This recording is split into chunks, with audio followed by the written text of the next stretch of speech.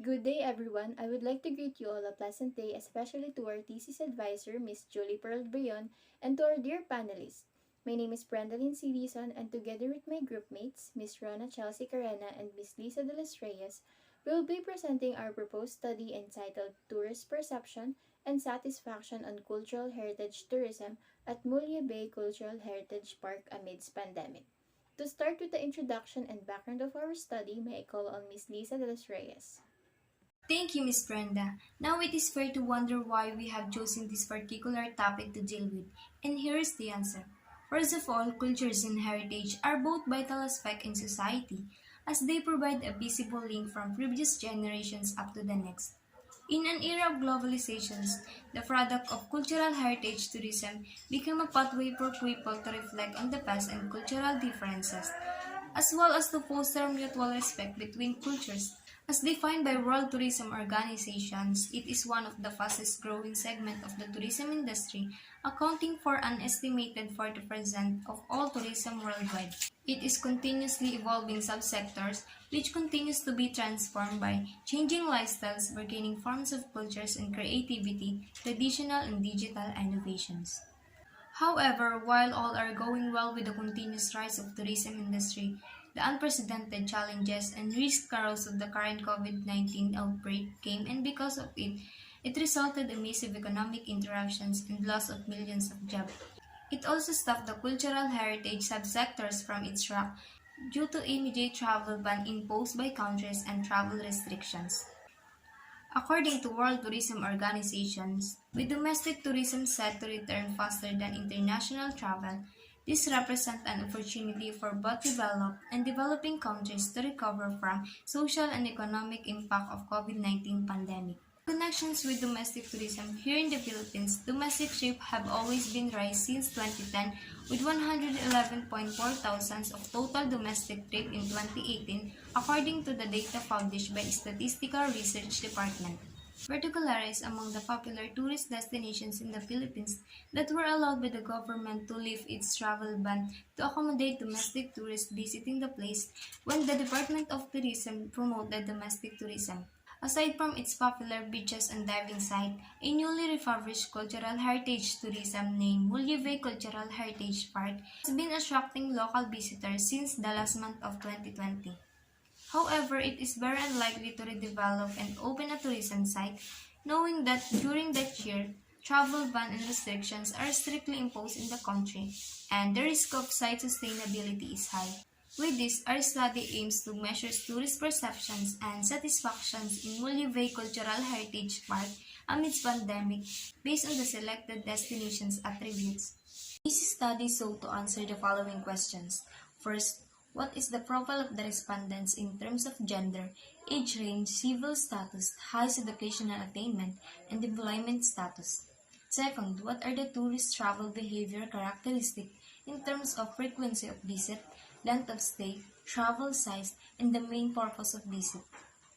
Third, what are the current existing tourist experiences available in Mulye Cultural Heritage Park?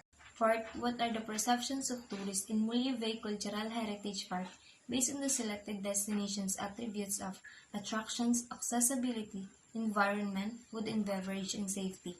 Last, which among the destinations attributes are the most and less effective aspect in meeting all the overall satisfactions, and which among the destinations attributes needs more improvement? Moving on, this study is significant to the following. The Municipal Government and Tourism Office of Puerto Galera. The findings and result of this study can provide relevant information and insight to motivate the municipal government of Puerto Galera to continue investing in the development and further improve the tourism experience that the tourism site can offer to the tourists in Mulye Cultural Heritage Park. The future researchers who can use this study as a basis or reference as they conduct a new research studies on tourism perceptions and satisfactions on a cultural heritage tourism amidst pandemic.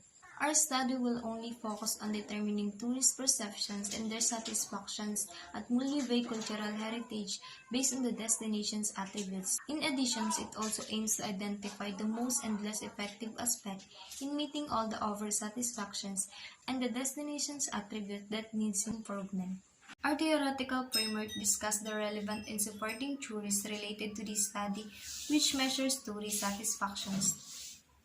Upon reviewing numerous theories and models, the researchers have chosen two models to compare, which are the Oliver's Expectancy Disconfirmations 1980 and Cronin and Taylor's 1992 Performance Only or Serve Verb, before deciding which theory is the most relevant to this study. Upon reviewing the two theories, the researchers have chosen the Cronin and Taylor's 1992 Performance Only theory, which is the most relevant for the aims of our study.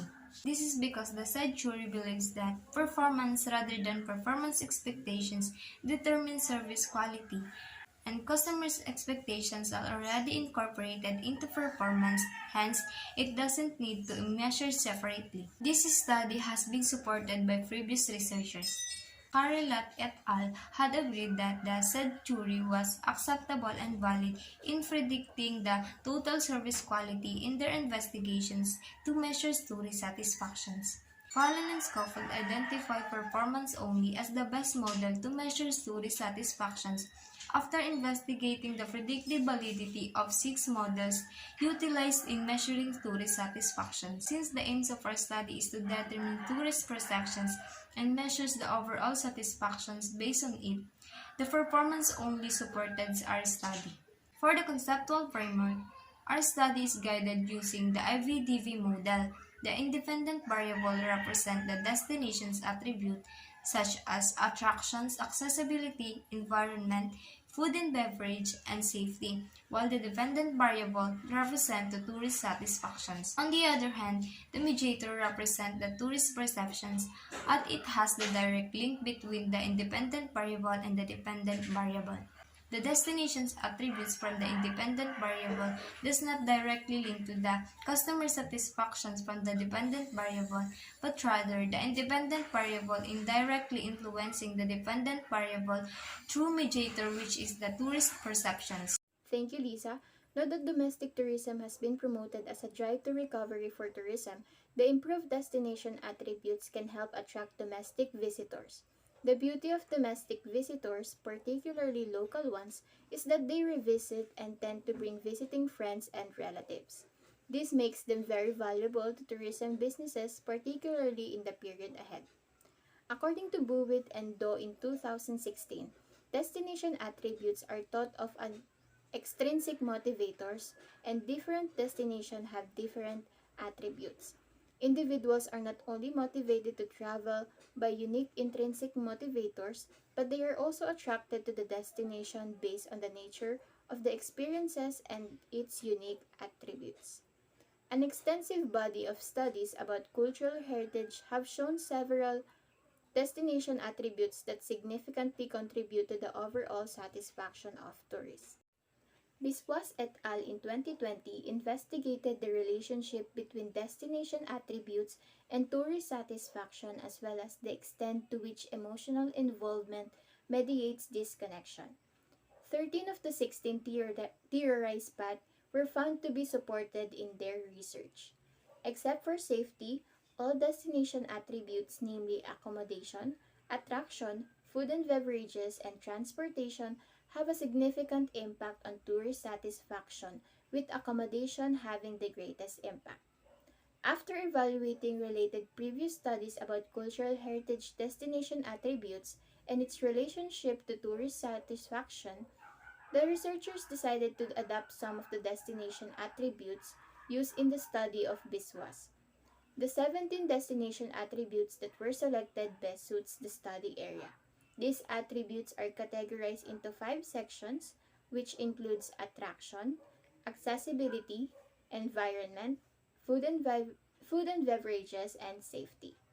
Aside from the study of Biswas, Suan Malian in 2014, in their empirical study in Thailand, he revealed that the essence for the success of Chiang Mai tourism industry is definitely tourist satisfaction. In their study, the result indicates that the 5 factors that significantly influence tourist satisfaction in Chiang Mai are the cost of staying as the most important factors, followed by the hospitality environment, attraction, accessibility, and the infrastructure.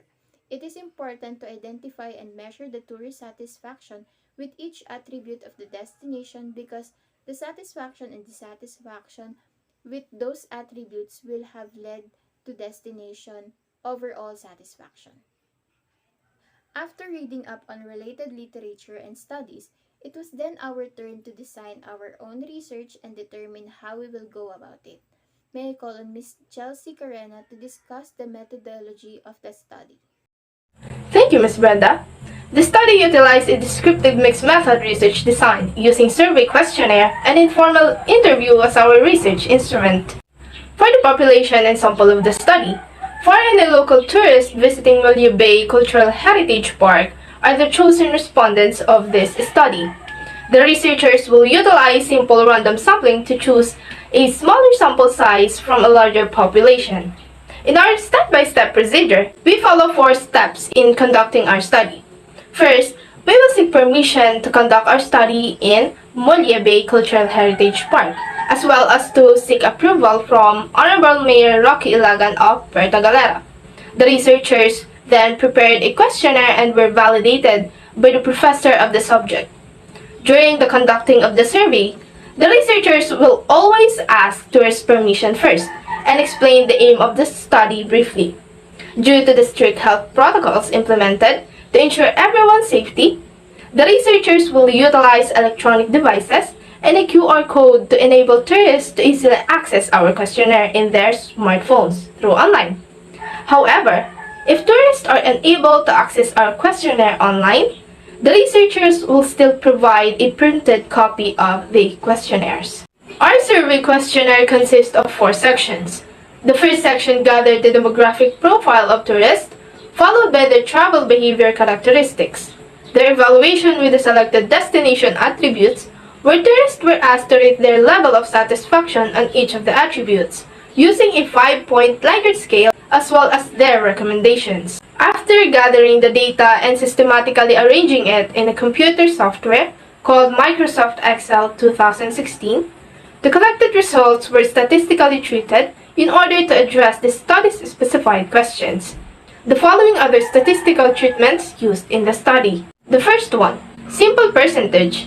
The demographic profile variables of the respondents were analyzed using the simple percentage with the following formula. P stands for percentage, F for frequency for each category, N for total number of respondents, and 100 for constant multiplier. The second one is weighted mean. This statistical tool was used to compute the weight of the respondents in the questionnaire, assigned by the respondents during the actual data gathering procedure. The formula for the weighted mean is as follows. The WM stands for weighted mean, the summation symbol, F for frequency for each option, W for assigned weight, N for total number of frequencies.